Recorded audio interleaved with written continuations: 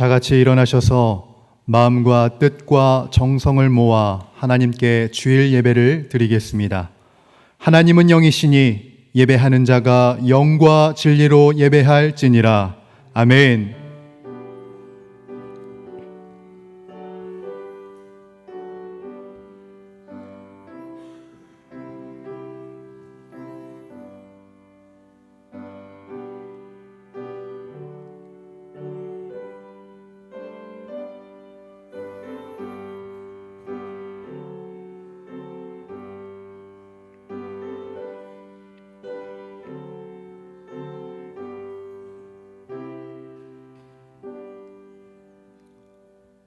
찬송과 영광을 받기에 합당하신 하나님 아버지, 지금 이곳에 주의 백성들이 함께 모여 주님만을 경배하며 예배 드립니다. 성령님 이곳에 임재하여 주셔서 저희가 드리는 예배가 온전한 예배가 되게 하여 주시고 저희의 삶을 주님의 길로 인도하여 주옵소서. 예수 그리스도의 이름으로 기원하옵나이다. 아멘. 지난 한 주간의 삶을 돌아보고 하나님과 사람 앞에 지은 모든 죄를 고백하는 참회의 기도를 드리겠습니다.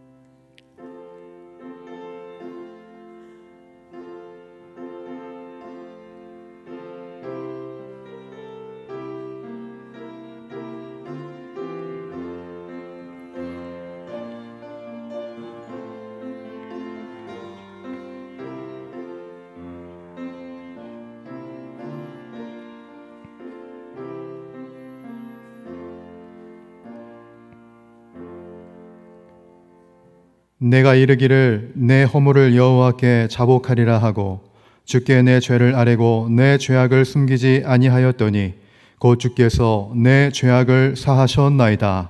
아멘. 다 함께 찬송가 9장 부르겠습니다.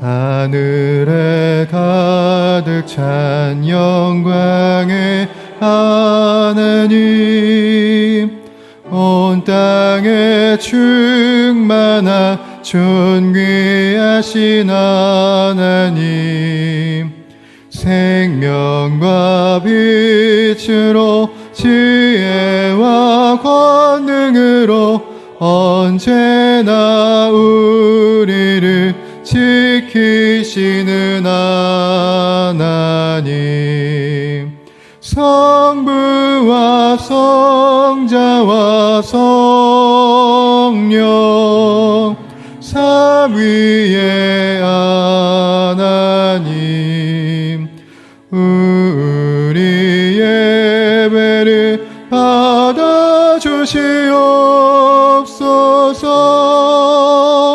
사랑이 넘치는 자비하신 하나님, 은혜가 풍성한 구원의 하나님, 참회의 심령에 평안을 주시옵고 죄악과 어물을 용서하여 주소서.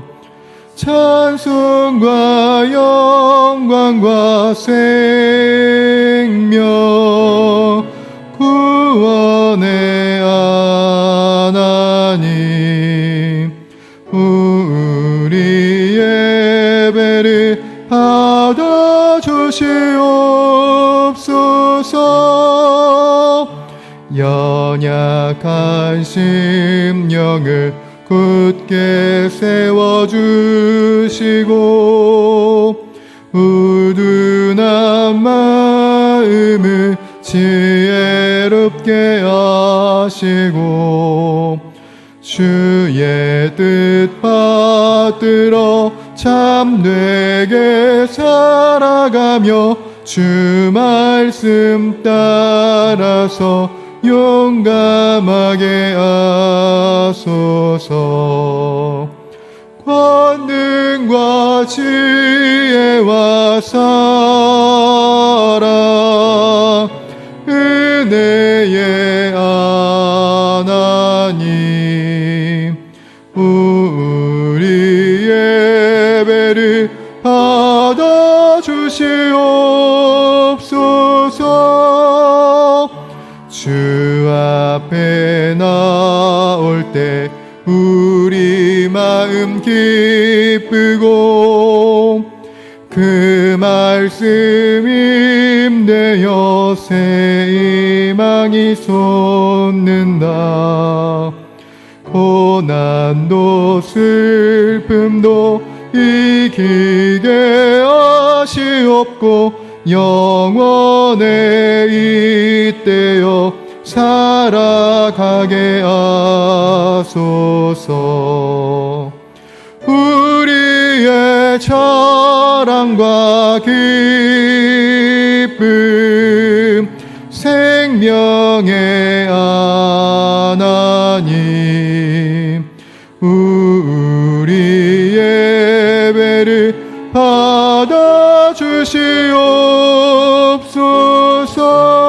받아주시옵소서. 아멘.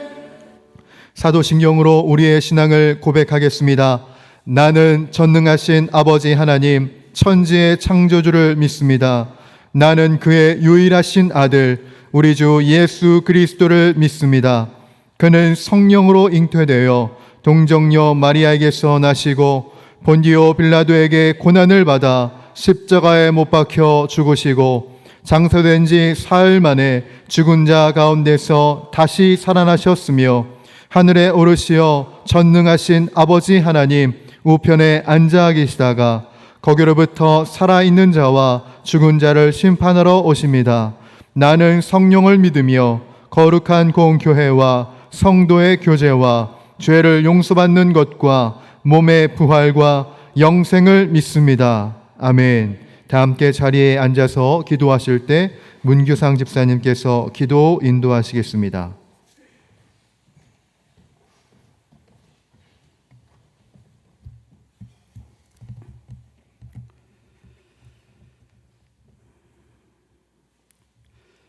할렐루야. 지금도 살아계셔서 역사하시는 주님을 찬양합니다.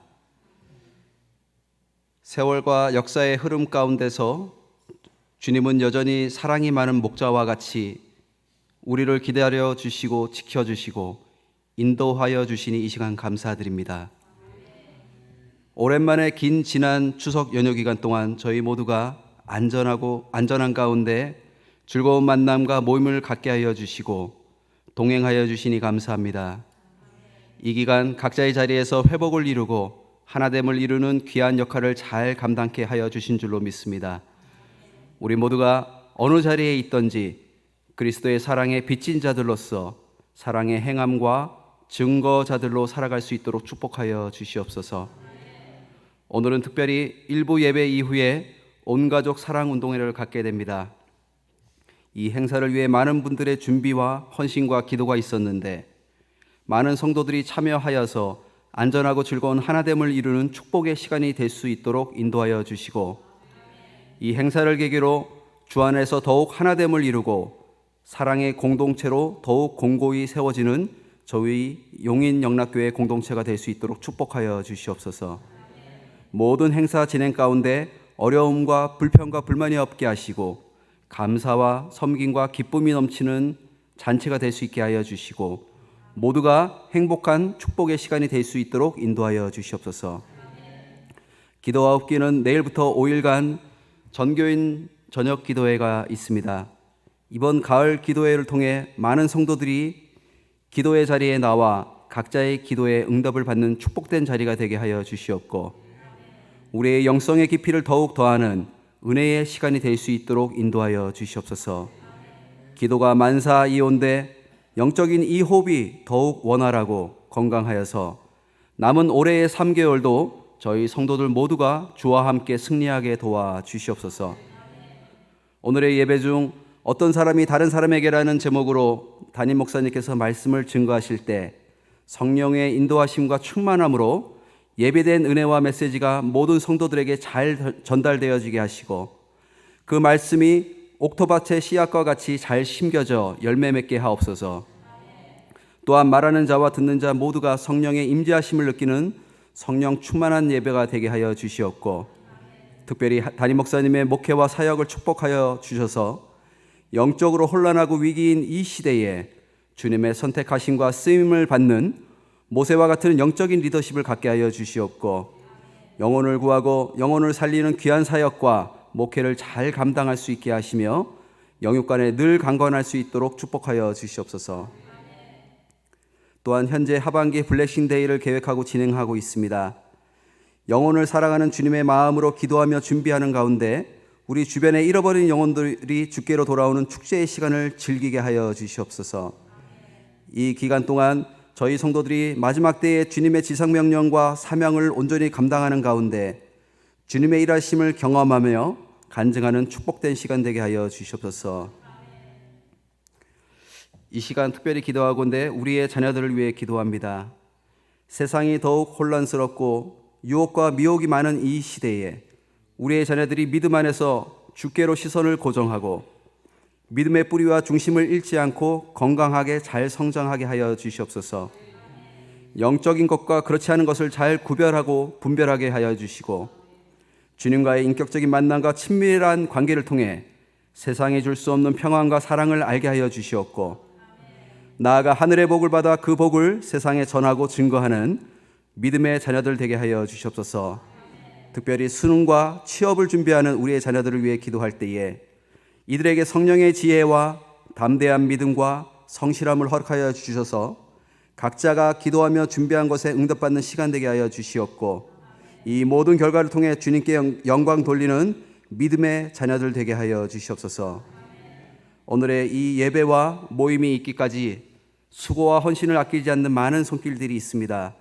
예배 안내와 주차 안내로 또한 여러 행사 준비로 주일학교 섬김으로 크고 작은 모임의 리더로서 방송과 미디어 진행으로 교회 안팎의 행정 업무로 묵묵히 중보기도의 섬김으로 이외에 열거하지 못한 모든 헌신과 섬김의 손길 위에 주님의 넉넉한 은혜와 축복을 허락하여 주시옵소서. 이외에도 아뢰지 못한 여러 기도 제목들이 많지만 미리 아시고 예배하시고 응답하시고 도우실 주님을 기대하오니 주님 역사하여 주시옵소서. 이 모든 말씀 우리 인생의 길이요 진리요 생명이신 우리 주 예수 그리스도의 이름으로 기도드립니다.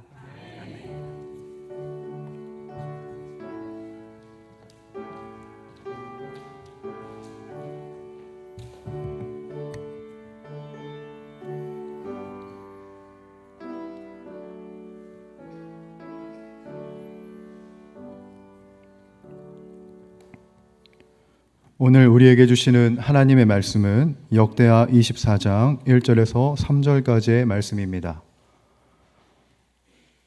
역대하 24장 1절에서 3절까지의 말씀 구약 687쪽에 있습니다. 하나님의 말씀을 봉독하겠습니다.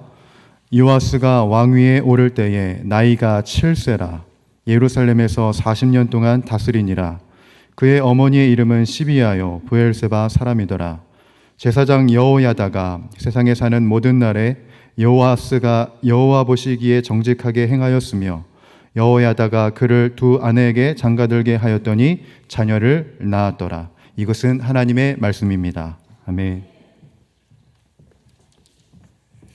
네, 여러분 반갑습니다. 이 시간 주보를 참고하실 때 여러분 앞에 먼저 귀의 소식을 전하도록 하겠습니다.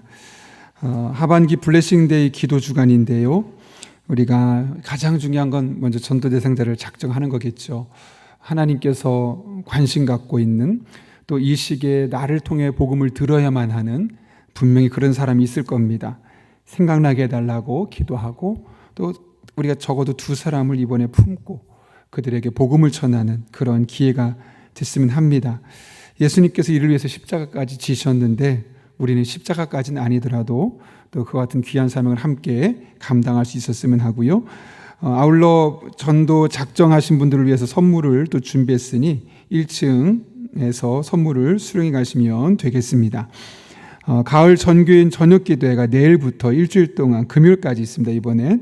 그래서 여러분 이렇게 누가 왕인가라는 주제를 가지고 우리가 그동안 인생의 왕좌에 올라 있었다면 또 일주일 동안 기도를 하면서 주님을 우리 인생의 왕좌에 모시고 그분과 함께 동행하는 삶이 얼마나 복된 것인지를 함께 나누려고 합니다. 그런 가운데 금요일은 우리가 브릿지 임팩트라는 찬양팀과 함께 찬양 집회로 드리게 됩니다. 그래서 우리 아이들도 꼭 함께 와서 그런 다양한 찬양 집회를 통해서 평상시 경험하지 못했던 은혜를 함께 공유할 수 있었으면 합니다. 아울러 여기 주부에 보시면 이렇게 QR코드란이 있죠. 거기를 찍으시면 이번에 만들어 온 콘티, 그분들이 짜놓은 콘티 그 곡을 미리 들어볼 수 있도록 이렇게 준비가 되어 있습니다. 그래서 꼭 한번 클릭하시면 유튜브 다 링크가 되어 있어서 이렇게 여러분이 그 금요일 날 오셨을 때 함께 즐겁게 찬양할 수 있는 그런 시간이 될 수 있을 거라 생각합니다. 성지순례 참가자 모집합니다. 내년에 있는데요. 현재 19분이 신청하셨습니다. 23명까지로 저희가 제한하려고 합니다. 너무 많으면 이동하는데 좀 어려움이 있어서 그러니 원하시는 분들은 곧 신청해 주시길 부탁드립니다. 신해산 산악회가 10월 18일 돌아오는 토요일이죠. 부소산성에서 트레킹이 있습니다. 잘 기억해 주시고 또 이와 같은 사랑의 교제에 관심 있으신 분들은 적극적인 참여를 부탁드립니다. 사랑의 성미 드리는 손길이 있습니다. 범사의 감사로 편학부 만수 집사님 사랑의 성미를 드렸습니다. 더 자세한 내용은 여러분 주불 참가시되 한 가지 기억할 것은 이제 1부 예배 끝났으니까 오늘 이렇게 나는 일정 다 끝났어 하지 마시고 또 10시에는 2부 예배를 우리 용인 실내체육관에서 예배를 드리지만 또 그곳에서 우리가 이후에 11시부터는 점심도 먹고 또 함께 운동하면서 어린아이들과 어른들이 함께 이렇게 어우러지는 그런 사랑 한마당을 하려고 합니다. 그러니 적극적으로 참여해 주시고 다 참석 못 하셔도 됩니다. 가서 잠깐이라도 함께 교제하고 또 오실 수 있도록 그렇게 시간을 내어주시면 감사하겠습니다. 더 자세한 내용은 주부를 참고해 주시고 이 시간 하나님께서 하나님 앞에 기도하고 말씀 나누도록 하겠습니다. 거룩하신 아버지 하나님, 오늘도 우리를 불러주신 은혜를 감사를 드립니다. 말씀을 듣는 이 시간 우리들의 마음의 문을 열어주시고 선포되는 말씀은 가슴에 새겨지게 하시고 이 말씀이 우리들의 삶의 이정표 방향이요 또 우리들에게 하나님의 은혜가 흘러 들어오는 축복의 통로가 될 수 있도록 은혜를 더하여 주옵소서. 예수님의 이름으로 기도하옵나이다. 아멘. 우리 한번 앞뒤 좌우 있는 분 이렇게 인사해 볼까요? 우리는 한 가족입니다. 이렇게 한번 인사해 보겠습니다. 네, 또 한 지붕 두 가족 이런 얘기 하지 마시고 우리는 한 가족입니다. 혹시 여러분 유발 하라리라고 들어보셨죠? 최근에 가장 핫한 작가 중에 하나인데 그분이 쓴 책 중에 사피엔스라는 책이 있습니다. 그러니까 죽기 전에 꼭 읽어야 할 책으로 선정될 만큼 아주 중요한 인류 역사를 총망라하고 있는데 저도 너무나 방대해서 다 읽지 못했습니다. 그런데 그 책을 읽다 보면 한 책 속표지에 저자가 직접 손으로 쓴 글이 있습니다. 물론 영어로 되어 있지만 번역하면 이렇습니다. 어느 사피엔스가 다른 사피엔스에게. 여러분 사피엔스라는 말 들어보셨죠? 호모 사피엔스 이렇게 생각하는 존재 이런 의미를 갖고 있습니다. 근데 보통 여기서는 그렇게 복잡하게 말하기보다는 그냥 사람 자체를 사피엔스라고 정의를 하고 있죠. 그런데 여기 보게 되면 사람을 그러면 저기 사피엔스가 사람이라면 어느 사람이 다른 사람에게 라고 해도 되는데 왜 굳이 어느 사피엔스가 다른 사피엔스에게 라는 말을 썼을까? 이유가 있습니다. 사람을 사피엔스라고 쓴 것은 사람은 지구상에 존재하는 많은 생물 중에 한 부류에 속해 있다. 그걸 의미하는 것이고 또 나 스스로도 많은 사람이 나는 똑똑하다고 대부분 최고의 학자라고 이야기를 하지만 그런 학자를 넘어서서 한 사람의 인간에 불과하다는 사실을 스스로 강조하기 위해서 이와 같은 제목으로 이 사람이라는 표현 대신에 사피엔스라는 말을 쓴 것이죠. 그러면서 오늘날 많은 사람들이 자신은 좀 특별한 사람 대접받기를 원하고 내가 특별하게 취급받기를 원하는 그런 시대라고 합니다. 그런 시대 속에서 당신은 특별하지만 또 한편으로는 그냥 보통 일반적인 사피엔스, 그런 사람 같은 존재이기 때문에 그런 특권의식, 특별한 대접을 받는 마음을 내려놓고 오히려 다른 사람과 나는 동등한 한 사람에 불과하다라는 마음을 가지고 공동체를 함께 책임지는 그런 의식이 우리에게 필요하지 않겠느냐라는 이야기를 강조하기 위해서 어느 사피엔스가 다른 사피엔스에게 라는 제목으로 그 아래 글을 쓰게 되었던 겁니다. 물론 이 책에 있는 내용들에 모두 동의하진 않지만 적어도 우리가 모두가 동등하다, 그리고 우리는 하나의 공동체성을 이루기 위해서 그 공동체성을 회복하기 위해서 또 아름다운 사회를 만들어갈 책임이 있다라는 사실에는 깊이 공감할 수 있었습니다. 오늘 본문의 말씀도 이런 맥락에서 우리가 함께 살펴봤으면 합니다. 오늘 본문을 보게 되면 7살의 왕이 된 요아스가 무려 남유다에서 70년 동안 안정적으로 통치하고 있는 모습을 우리에게 보여줍니다. 물론 그 부분은 짧게 있죠. 요아스는 할머니였던 아달랴의 반역을 뒤엎고 남유다의 왕이 되죠. 그때 그의 나이가 7살이었습니다. 오늘날로 말하면 유치부 학생이었던 겁니다. 그런데 그가 유치부의 왕이 되었는데 왕이 되고 나서 무려 40년 동안을 이 남유다를 잘 다스렸다는 겁니다. 안정적으로. 근데 남유다 역사를 보게 되면 한두 명 빼놓고는 보통 10년, 20년, 길어야 20년은 대부분 10년 미만의 왕들이 대부분인데 7살에 겨우 왕이 되었던 이 요아스가 무려 40년 동안 남유다의 왕으로서 서 있었음을 오늘 본문을 통해 우리 확인할 수 있습니다. 어떻게 그것이 가능했을까? 오늘 본문 2절에서 그것이 가능할 수 있었던 이유를 우리에게 이렇게 설명하죠. 우리 같이 한번 2절 말씀 읽겠습니다. 시작. 여호야다가 세상에 사는 모든 날에 요아스가 여호와 보시기에 정직하게 행하였으며, 여기 보면 여호야다의 영향 때문이었음을 우리는 알 수 있습니다. 사실 이 동일한 본문의 이야기가 열왕기하 12장 2절에도 기록되어 있습니다. 그런데 그 열왕기하 12장 2절과 오늘 우리가 읽은 역대하 24장 2절은 조금 다릅니다. 열왕기하 12장 2절은 이렇게 기록되어 있습니다. 요아스는 제사장 여호야다가 그를 교훈하는 모든 날 동안에는 여호와 보시기에 정직히 행하였으되 라고 이야기합니다. 다시 말하면 열왕기에서는 여호야다가 그를 교훈하는 모든 날 동안 정직하게 다스렸다. 그래서 교훈을 강조하고 있는 거죠. 그런데 역대하에서는 여호야다가 사는 모든 날에 여호와가 정직하게 다스렸다라고 이야기하고 있는 겁니다. 다시 말하면 여호야다라는 사람이 그의 곁에 있었기 때문에 이런 일이 가능했다라는 사실을 이야기하고 있는 겁니다. 여호야다라는 사람이 요시아의 곁에 있었기 때문에 어린 나이에 왕이 되었던 요시아가 끝까지 변질되지 않고 최대한 40년 동안 나라를 잘 다스릴 수 있는 기틀을 마련하게 되었다는 사실을 의도적으로 강조하고 있는 것이죠. 그런 맥락에서 우리들 옆에 누군가가 나에게 조언을 해줄 수 있는 사람이 있다는 것이 얼마나 중요한지 모릅니다. 이번 추석 명절에 고향에 내려갔었는데 고향에 내려가서 이제 큰 조카가 저희 형님 내외와 잠깐 앉아서 대화하는 이야기를 제가 옆에서 잠깐 들어봤습니다. 사회초년생이니까 사회생활에 대한 조언도 해주고, 특히 형수님 같은 경우는 아이에게 결혼에 대해서 계속 이야기하는 겁니다. 네가 이제 30대 중반인데 이제 결혼도 안 하고 있으니 어떻게 될까, 막 다양한 얘기를 계속하면서 이야기를 하더라고요. 근데 조카의 표정이 별로 좋지가 않은 겁니다. 늘 듣던 이야기죠. 명절이라서 새로운 것이 아니라 늘 듣던 이야기, 귀찮은 이야기, 때론 잔소리처럼 들리는 거죠.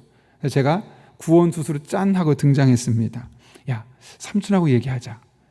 그러니까 형하고 형수님이 잠깐 자리를 비워주고 이제 조카하고 저하고 이야기를 하는데 제가 조카에게 이렇게 물어봤습니다. 야, 부모님이 하는 이야기는 다 잔소리 같지? 그러니까 씩 웃으면서 예, 34살 된 조카가 그런 얘기를 하더라고요. 그렇죠. 돌아보면 부모만큼 자신의 자녀에게 진심을 갖고 말하는 대상이 누가 있겠습니까? 자녀의 일거수일투족에 관심을 갖고 하나하나 꼼꼼하게 세세히 체크하면서 정말 진심을 다해서 이야기해 주신 사람은 사실 부모밖에 없을 겁니다. 그런데 그런 부모의 이야기가 잔소리처럼 들린다는 겁니다. 귀찮다는 거죠. 그런데 돌아보면 그런 귀찮은 잔소리 덕분에 지금까지 올 수 있었다는 사실을 확인하게 되는 겁니다. 반면에 저에게 잘 아는 목사님이 한 분 있습니다. 그 목사님은 아주 어릴 적에 부모님이 세상을 떠나셨습니다. 그러니까 이런 잔소리 같은 도움을 전혀 받지 못하고 자랐던 것이죠. 그렇게 살다 보니 인생에 시행착오가 참 많았습니다. 아이를 양육하는 과정에서도 쉽지 않았고 또 부부 생활도 어떻게 가정을 이끌어갈지에 대해서 혼자 오롯이 결정하다 보니까 많은 결정들을 하면서 큰 시행착오를 겪을 수밖에 없었습니다. 이 목사님과 언젠가 대화를 나눈 적이 있는데 자신이 자라는 동안 만약에 자신도 부모님이 계셔서 많은 이야기를 나눴다면 내가 지금처럼 이렇게 힘들진 않았을 텐데 라고 이야기를 하시더라고요. 이분에게는 옆에서 잔소리처럼 들리는, 때로는 귀찮게 들리는 그 부모님의 이야기가 너무나 귀한 것이고 그것이 그분에게는 은혜였고 축복이었고 도움이었던 거죠. 간섭이나 통제가 아니라. 왜냐하면 그런 도움을 겪어보지 않았기 때문에 누군가 내 옆에서 필요한 때마다 도움을 줄 수 있는 사람이 있다는 것이 얼마나 큰 것인지를 새삼스럽게 깨닫게 되었던 겁니다. 여러분, 이렇게 누군가가 내 곁에 있었기 때문에 우리는 다양한 어려움들을 생각보다 쉽게 잘 버텨낼 수 있었고 견뎌낼 수 있었고 여기까지 올 수 있었습니다. 사도 바울도 마찬가지였죠. 바울의 역사를 사역을 보게 되면 많은 일들을 감당했지만 중간중간에 어려운 일이 있었습니다. 그럼에도 불구하고 그는 이 사역들을 잘 감당해 내가죠. 제자들을 세웁니다. 교회를 든든하게 세워가고 건강하게 성장합니다. 어떻게 그런 일들을 잘 감당할 수 있었을까요? 바울의 능력이 뛰어나서일까요? 물론 그것도 있지만 더 중요한 것이 있습니다. 그때마다 바울의 곁에서 그를 지지해주고 힘이 되어주었던 수많은 조력자들이 그의 곁에 있었기 때문에 그렇습니다. 특별히 로마서 16장을 보게 되면 우리는 로마서를 보통 바울이 쓴 마지막 책이라고 이야기하는 경우가 있습니다. 그래서 그 끝부분에 보면 많은 사람에 대한 그의 격려와 또 부탁이 있는데 이렇게 기록되어 있죠. 16장 1절과 2절을 보면 이렇게 기록하고 있습니다. 제가 새 번역인데요. 갱그라 교회 일꾼이요 우리의 자매인 베베를 여러분에게 추천합니다. 여러분은 성도에 합당한 예절로 주님 안에서 그를 영접하고 그가 여러분에게 어떤 도움을 원하든지 도와주시기 바랍니다. 그는 많은 사람을 도와주었고 나도 그에게 신세를 많이 졌습니다. 그러니까 다른 말로 하면 사도 바울이 오늘처럼 다양한 책도 쓰고 많은 사역을 감당할 수 있었던 것은 베베라는 사람의 조력이 있었기 때문에 가능했다는 것을 이야기하고 있는 것이죠. 3절과 4절도 계속 이렇게 이야기합니다. 여러분 한번 읽어볼까요? 같이 읽습니다. 시작. 그리스도 예수 안에서 나의 동역자인 브리스가와 아굴라에게 문안하여 주십시오. 그들은 생명의 위협을 무릅쓰고 내 목숨을 구해준 사람들입니다. 나뿐만 아니라 이방 사람의 모든 교회도 그들에게 감사하고 있습니다. 브리스가와 아굴라, 사실은 그들은 함께 일했던 사람에 불과한데 그들을 나의 동역자라고 이야기합니다. 바울이 힘들 때, 생명의 위협이 있을 때 그 목숨을 구해줬던 사람들, 다시 말하면 바울의 조력자였다는 사실을 우리는 알 수 있는 것이죠. 5절에서 이렇게 또 이야기합니다. 그리고 같이 읽겠습니다. 그리고 그들의 집에서 모이는 교회도 문안하여 주십시오. 나의 사랑하는 에베네도에게 문안하여 주십시오. 그는 아시아에서 그리스도를 믿은 첫 열매입니다. 여기 사도 바울이 위기에 처할 때마다 그를 도와주었던 영적인 조력자들이 사실 우리가 다 읽지는 않았지만 16장에 더 많은, 훨씬 더 많은 사람들의 이름이 기록되어 있습니다. 한 사람하고는 관계를 맺었기 때문에 그 사람의 도움이면 충분해 아니라는 겁니다. 다양한 상황 속에서 다양한 사람들의 도움이 있었기 때문에 그 어려운 상황을 잘 극복해낼 수 있었던 것이죠. 어떤 분 그럽니다. 내가 우리 교회 다니면서 부부가 열심히 신앙생활을 하면 내 남편, 내 아내가 내게 힘이 되어주면 됐지 뭐 더 이상 어떤 도움이 뭐가 필요해. 그렇지 않다는 거예요, 여러분. 사도 바울조차도 수많은 다양한 사람의 도움이 있었기 때문에 그 다양한 어려움들을 그때그때 풀어낼 수 있었던 것이죠. 여러분, 이렇게 다양한 영적인 조력자를 얻을 수 있는 곳이 도대체 어디에 있겠습니까? 취미 모임에 가면 가능할까요? 아니요. 바로 교회 공동체 안에서 그것이 가능할 수 있는 것이죠. 우리 주변에 신앙적으로 나에게 좋은 영향을 줄 수 있는 사람의 이 조력자가 있다는 것은 그야말로 큰 복입니다. 여러분, 신앙생활하는 목적, 교회 다니는 이유가 바로 이것 때문이죠. 영적인 조력자를 얻고 때론 내가 누군가에게 영적인 조력자가 되어주어서 함께 어려움들을 극복해 나아가는 그런 것을 경험할 수 있는 것이 바로 교회고, 이와 같은 도움을 경험하기 위해서 우리가 사실 교회 공동체에 모이게 되는 건 아니겠습니까? 물론 살다 보면 나에게 경제적으로 도움을 주는 사람이 있을 겁니다. 그것 또한 좋을 겁니다. 내가 공부만 열심히 할 수 있도록, 공부를 잘할 수 있도록 내게 누군가 도움을 줄 수 있다면 그 또한 너무나 큰 도움일 수 있지요. 그러나 이런 것들보다 훨씬 더 우선순위를 두고 확보해야 할 조력자는 바로 영적인 조력자입니다. 내 영혼이 침체되어 있을 때, 내가 좌절해 있을 때, 신앙생활 그만두고 싶을 때, 교회를 떠나고 싶을 때, 다양한 이유로 힘든 일들이 있을 때마다 내가 아무리 노력해도 나의 힘으로는 그걸 풀어갈 수가 없습니다. 그것을 도와줄 영적인 조력자들이 우리에게 필요한 것이죠. 오늘 전교인 사랑운동을 하는 이유가 무엇 때문일까요, 여러분? 누군가가 보기에는 목사님 굳이 그런 예산을 왜 거기에 씁니까? 그런 예산을 더 어려운 사람들 도움 데 써야 되는 거 아니겠습니까? 라고 하시는 분이 있을 수 있습니다. 또 운동 자체를 싫어하는 사람들은 굳이 거기까지 가서 예배를 드려야 되나, 그냥 교회에서 예배 드리고 운동이 필요하고 싶은 사람 가서 하라고 하면 되지 뭐. 또 이런 마음을 갖고 있는 사람이 분명히 있을 수도 있습니다. 마음이 불편한 분이 있겠죠. 그러나 여러분, 신앙생활에는 예배만 있는 것이 아닙니다. 함께 웃고 함께 울어줄 수 있는 영적인 조력자가 필요하죠. 그리고 그 영적인 조력자를 만들기 위해서 다양한 교제가 필요한 것이고, 그 중에 하나가 바로 우리가 온 전교인 사랑운동회로 모이게 되는 겁니다. 하나님께서 그런 모습을 참 기뻐하시죠. 오죽하면 시편 134편에서 이런 하나님의 모습이 그대로 표현되어 있는데요, 제가 좀 공동번역으로 현실감 있게 번역된 걸 읽어드리겠습니다.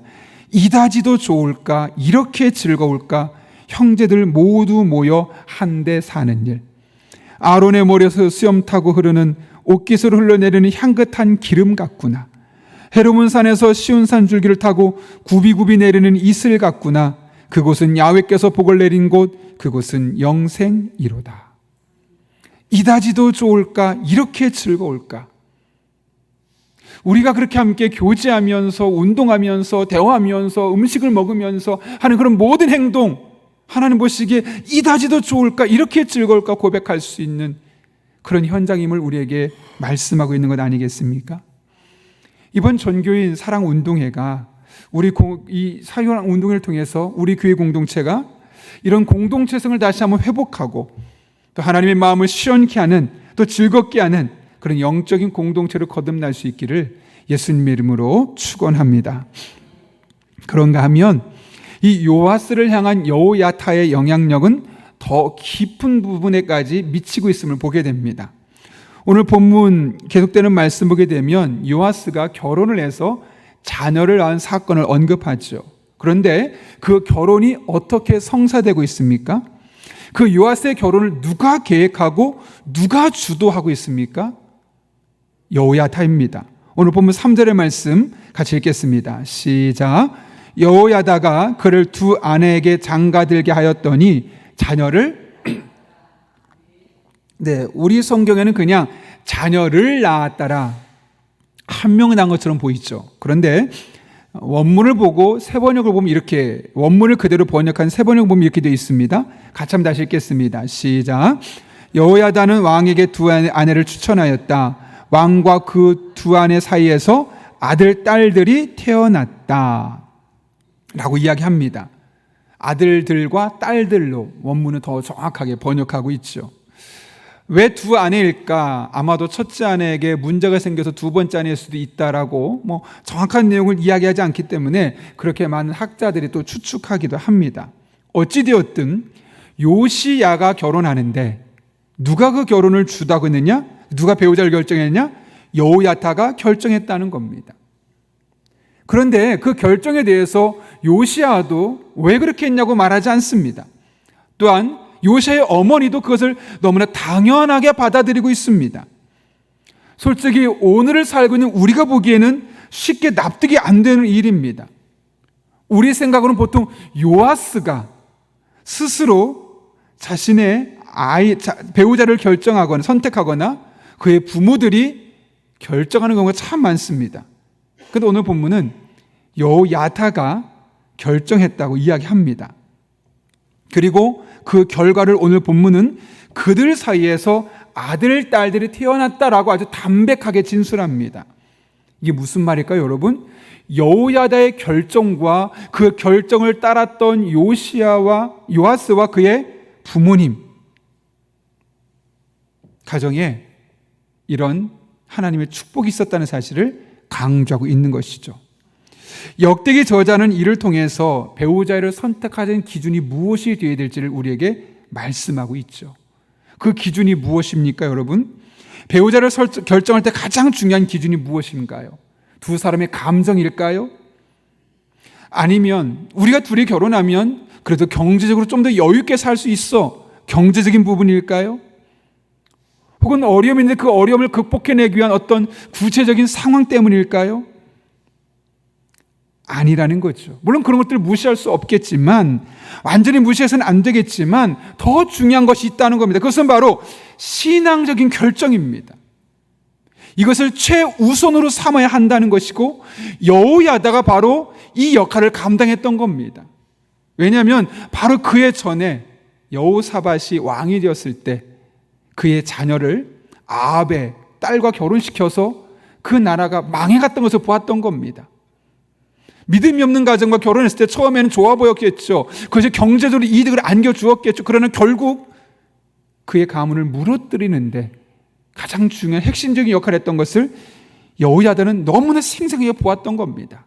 그래서 요아스는 정말 제대로 된 가정을 이뤘으면 좋겠다라는 마음에 더 힘 있는 나라에 권력 있는 누군가와 정략적 결혼을 시킨 것이 아니라, 또 둘이 연애해서 너무나 마음이 좋기 때문에 그걸 그대로 따른 것도 아니라 가장 신앙적일 수 있는 그런 배우자를 선택해서 함께 결혼하게 했고, 그 결과 그들 사이에서 아들과 딸들이 많이 태어났다라고 말하면서 그 결혼을 옹호하고 있는 이 역대기 저자의 모습을 우리는 발견할 수 있는 것이죠.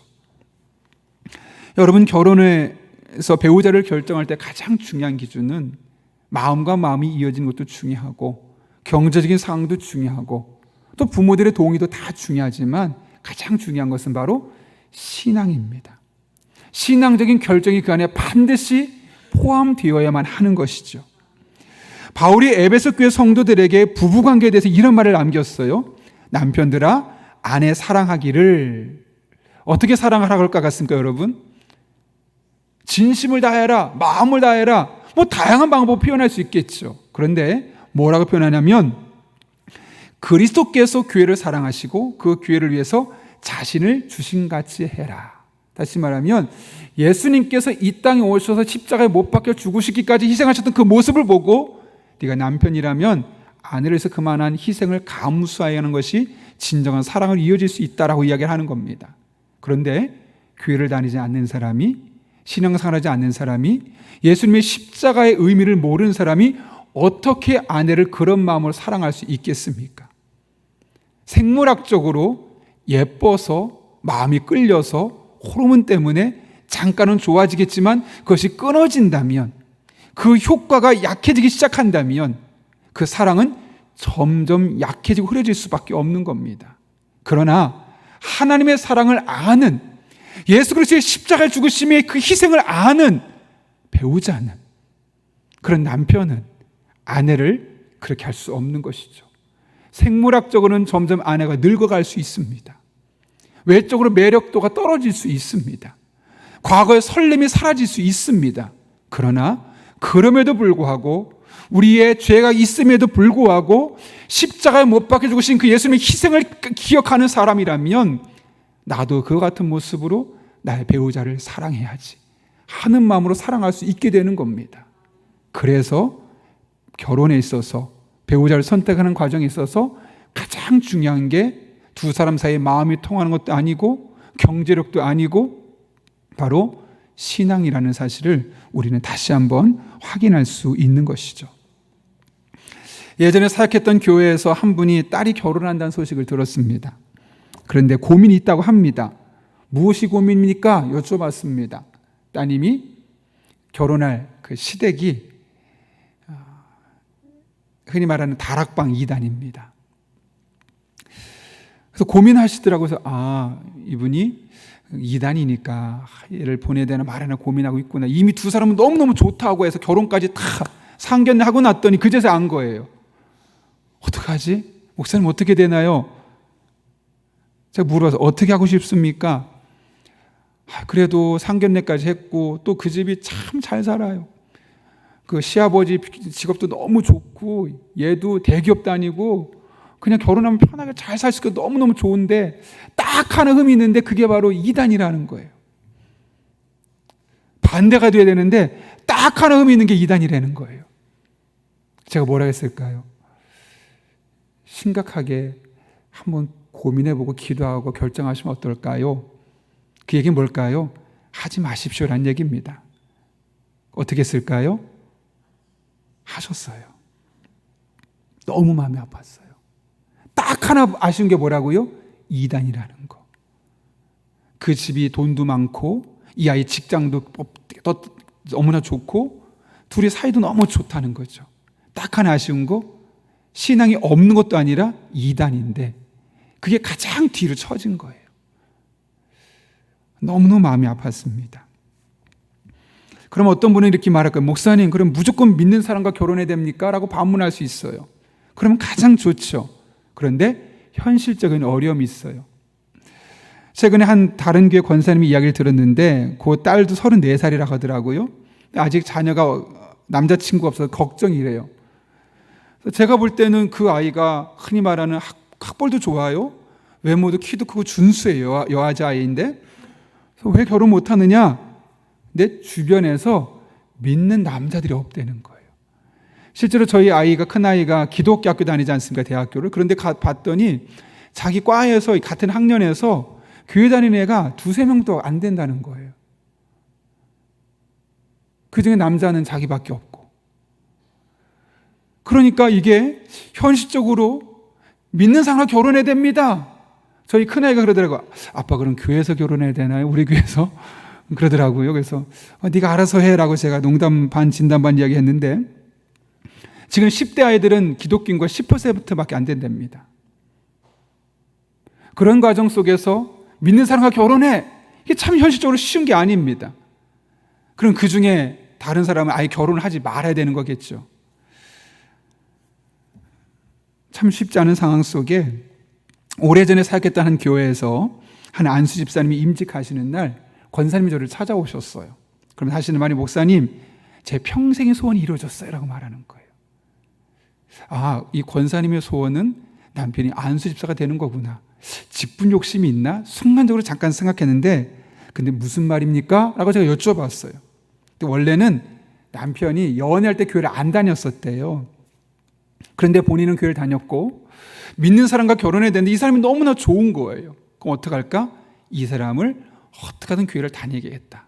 그 결혼하기 전에 교회를 계속 다닐 수 있도록 나는 교회 안 다니면 결혼할 수가 없어. 그래서 그분을 교회를 먼저 다니게 한 다음에 그리고 나서 결혼을 하고 약속이 우리 교회는 무조건 가야 된다고. 결혼하기 전에 이미 그렇게 약속을 하고 결혼을 했다는 거예요. 그러니까 남편이 어쩔 수 없이 계속 따라는 다닌 거죠. 그렇게 10년, 20년 세월 동안 계속 따라다니다 보니까 어느 날 이분이 안수집사까지 되었다는 거죠. 그래서 자기가 처음에 결혼할 때만 해도 이 사람이 교회를 잘 따라 나올 수 있을까? 그게 가장 큰 힘든 걱정이었었는데 그래서 그 기도 제목이 하나님, 이 사람이 교회에서 좀 중요한 역할을 감당할 수 있도록 정말 교회 일꾼이 되게 해주십시오. 그렇게 평생을 기도해왔는데 드디어 사람들이 이 사람의 믿음을 그래도 인정해주면서 안수 집사가 되었노라고 너무 감사하다고 너무 감격스럽다고 저한테 오셔서 막 이야기를 하시는 거예요. 구원의 확신도 없었고 사실 오직 하나 결혼하기 위해서 교회에 나와준 겁니다. 그런데 그 아내를 따라다니면서 자연스럽게 어느 순간 안수 집사까지 되었으니 너무나 고맙고 너무나 감격스럽다는 이야기를 하게 되었던 거죠. 때때로 이렇게 우리는 불신앙인 사람과 함께 할 수도 있을 겁니다. 그러나 그 원칙은 변하지 않습니다. 신앙적인 관점으로 배우자를 선택하고 결혼 생활을 함께 나가야 되는 것이죠. 비록 그 믿은 사람이 너무나 없어서 결혼할 수 없다면 정말 내가 그 사람과 함께 믿음 생활을 할 거라고 이야기하면서 그 사람을 신앙 공동체로 이끌 수 있는 그런 결단이 우리에게 있게 되어질 때 우리는 아름다운 가정을 이뤄갈 수 있게 되는 겁니다. 그리고 그럴 때 그 결혼은 결혼을 하는 사람에게도 그 결혼을 축복하고 축하해 주는 사람에게도 진정한 축복의 자리가 될 수 있는 것이죠.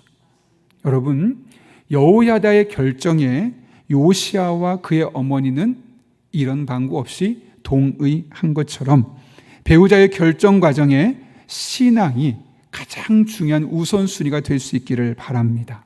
그러면 하나님께서 반드시 남은 과정도 책임져 주실 것입니다. 그런 은혜가 오늘 저 여러분 삶 가운데 경험될 수 있기를 예수님의 이름으로 축원합니다. 우리 함께 이 시간 기도하실 때 오늘 말씀을 붙들고 하나님 앞에 간절한 마음으로 기도했으면 합니다. 특별히 두 가지 기도 제목입니다. 하나님 앞에, 하나님은 형제자매가 모여서 교제하는 것을 이다지도 좋을까, 이렇게 즐거울까 말씀하십니다. 하나님, 오늘 우리 교회가 용인 실내체육관에서 전교인 사랑운동을 하게 되는데 이것이 하나님 마음을 이다지도 좋을까, 이렇게 즐거울까 해줄 수 있는 그런 사랑의 교제 되게 해주시고 최대한 많은 분들이 참석해서 즐거운 시간 보내고 유익한 시간 보내고 행복한 시간 보낼 수 있도록 그 과정을 인도하여 주옵소서. 우리 교회 공동체가 늘 공동체를 세우기 위해서 힘쓰는 교회가 되게 도와주시고 그렇게 성도와 성도가 서로 마음을 열고 서로 대화하고 서로 소통할 수 있는 그런 믿음의 공동체가 될 수 있게 달라고 한 걸음 나아가서 우리 다음 세대를 위해 기도할 때 배우자를 선택하는 과정에 신앙이 가장 중요한 우선순위가 되게 하여 주시옵고 그것이 우리 아이들의 삶을 더욱더 복된 길로 인도해 달라고 이 같은 기도 제목 가지고 하나님의 도우심과 은혜를 구하며 함께 기도하겠습니다. 거룩하신 아버지 하나님, 오늘도 불러주신 은혜를 감사합니다. 하나님을 바라보며 믿음으로 나가는 이 시간 우리 한 사람 한 사람 사랑의 교제를 나눌 수 있는, 특별히 이 세상을 살아가면서 어려움이 있을 때마다 내 옆에서 영적으로 조력해 줄 수 있는 그런 믿음의 사람들을 만들어가며 신앙생활 할 수 있는 그런 복된 성도님들 되게 하여 주옵소서. 그럴 때 서로가 서로에게 힘이 되게 하시고 은혜가 되게 하시고 능력이 되게 하시고 다른 그 어떤 곳에서 경험할 수 없는 이 영적인 조력을 우리 용령락교회 공동체에서 경험하게 도와주시고, 그래서 힘들었던 마음, 상한 마음, 지친 마음을 함께 위로받고 함께 일어서게 하시고 함께 하나님 앞에 간증할 수 있도록 주님 은총을 더하여 주옵소서. 우리의 자녀들이, 우리의 손주들이 이제 결혼을 눈앞에 두고 많은 결정을 내릴 때가 다가옵니다. 하나님 아버지, 이와 같은 때 마음이 통하는 것도 중요하고 경제적인 이득도 중요하고 내 삶에 더 넉넉한 이 환경을 조성하는 것도 너무나 중요하지만 가장 중요한 것이 신앙이 될 수 있도록 하나님 친히 함께 해주시고 그럴 때 그 가정을 책임져 주셔서 아름다운 믿음의 가정 꾸려갈 수 있도록 하나님 아버지 은혜를 베풀어 주옵소서. 그렇게 하나님만 바라보며 하나님만 찬양하며 의지하기를 원합니다. 살아계신 아버지 하나님, 하나님의 은혜와 능력을 부어주시고 하나님 아버지 앞에 온전한 모습으로 영광을 드릴 수 있도록 주님 인도하여 주옵소서. 모든 것 주님께 맡깁니다. 올려드립니다. 하나님 아버지 축복하여 주시고 아버지 하나님 모시기 합당한 삶을 살아낼 수 있도록 우리 성도들의 삶에 친히 동행하여 주옵소서. 그렇게 함께하여 주옵소서.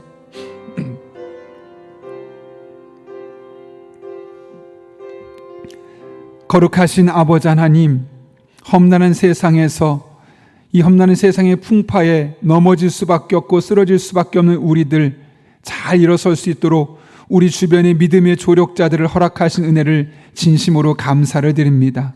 한 사람이 아니라 여러 사람이 필요해서 우리를 교회 공동체로 보내주셨사온데 우리 용인영락교회가 함께 신앙생활하면서 나에게 도움을 줄 수 있는 영적인 조력자를 발견하고 또 내가 누군가에게 영적인 조력자가 되어줄 수 있는 그런 믿음의 공동체가 될 수 있도록 은혜를 베풀어 주옵소서. 일단 우리의 다음 세대들이 앞으로 결혼을 결정하는 과정 중에 마음이 맞는 것, 경제적인 환경이 나아지는 것, 어렸던 문제를 풀어가는 것, 이런 것이 아니라 신앙이 가장 중요한 우선순위가 되게 도와주시옵고 그렇게 하나님 앞에 믿음으로 나아갈 때 남은 한평생을 책임져 주시는 복된 삶 되게 하여 주옵소서. 이 한 주도 함께 하실 줄로 믿사오며 예수님의 이름으로 기도하옵나이다. 아멘. 우리 시간 찬송가 220장 부르실 때 마지막 절에 일어서서 봉헌하시겠습니다.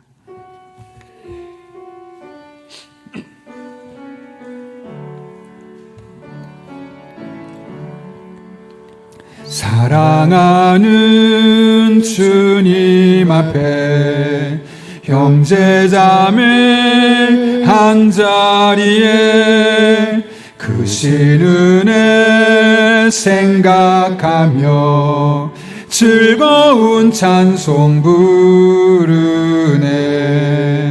내 주 예수 본을 받아 모든 사람 내 몸같이 환난 근심 위로하고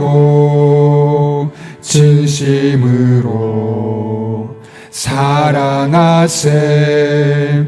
사랑하는 주님 앞에 온갖 충성 다 바쳐서 괴로우나 즐거우나 주님만 힘써 섬기네. 우리 주님 거룩한 손 제자들의 발을 씻어 남 섬기는 종의 도를 몸소 행해 보이셨네. 사랑하는 주님 예수, 사랑하는 주님 예수, 같은 주로 섬기나니 한 피바다 한 몸 이룬 형제여 친구들이여 한 몸같이 친밀하고 마음으로 하나 되어 우리 주님 크신 뜻을 지성으로 준행하세.